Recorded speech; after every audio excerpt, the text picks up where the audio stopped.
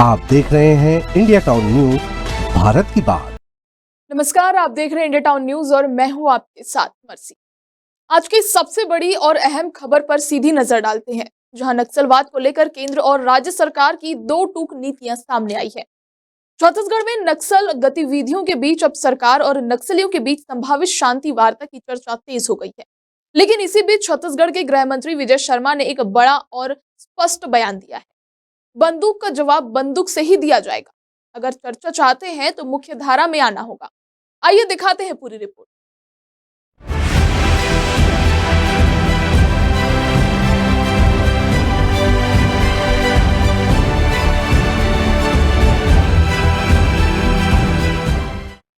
दरअसल बीते सप्ताह नक्सली लीडर रुपेश द्वारा सरकार के नाम एक पत्र जारी किया गया था, जिसमें उन्होंने शांति वार्ता की इच्छा जताई और कहा कि यदि सरकार की ओर से सकारात्मक संकेत मिलते हैं तो पूर्ण युद्ध विराम लागू किया जा सकता है।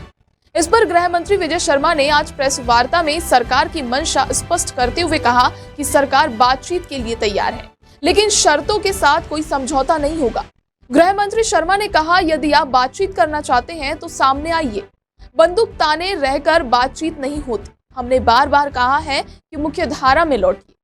सरकार सुरक्षा देने को तैयार है, लेकिन देश के संविधान को ना मानने वालों के लिए कोई रियायत नहीं है।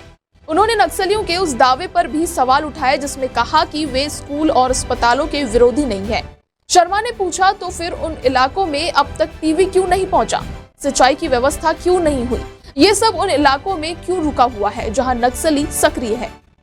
आपको बता दें, हाल ही में केंद्रीय गृह मंत्री अमित शाह ने भी घोषणा की थी कि मार्च 2026 तक देश से नक्सलवाद का पूर्णतः खात्मा कर दिया जाएगा। इसके बाद से ही बस्तर और आसपास के क्षेत्रों में सुरक्षा बलों द्वारा चलाए जा रहे ऑपरेशंस में तेजी देखी जा रही है। बीते 15 महीनों में 400 से अधिक नक्सली मारे गए हैं। गृह मंत्री विजय शर्मा ने यह भी स्पष्ट किया कि सरकार ने अब तक शांति वार्ता के लिए कोई समिति गठित नहीं की है। यदि नक्सली किसी समिति की बात कर रहे हैं तो पहले यह स्पष्ट करें कि वह कौन है और सरकार से किस हैसियत में बात करना चाहता है। उन्होंने आगे कहा, हम VIR अभियान चला रहे हैं और गांव-गांव जाकर लोगों से संवाद कर रहे हैं। अगर कोई नक्सली 5 से 6 साल से संगठन से जुड़ा हुआ है और वह सरेंडर करता है तो भी सरकार उसके खिलाफ कोई कार्रवाई नहीं करेगी। हमारी नीति स्पष्ट है, जो भी हथियार छोड़ेगा वह सम्मान पाएगा।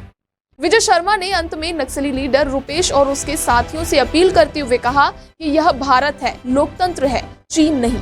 यहाँ सबको बोलने और जीने की आजादी है, लेकिन संविधान के दायरे में। अगर आप शांति चाहते हैं तो बंदूकें छोड़कर सामने आइए। मैं खुद आपसे बात करने को तैयार हूँ।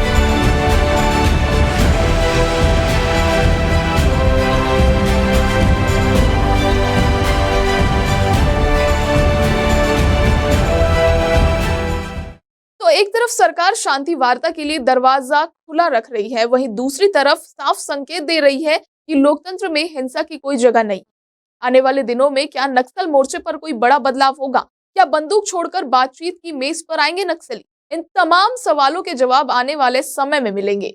फिलहाल के लिए इस बड़ी खबर में इतना ही। देखते रहिए इंडिया टाउन न्यूज, भारत की बात। मुझे दीजिए इजाजत। नमस्कार।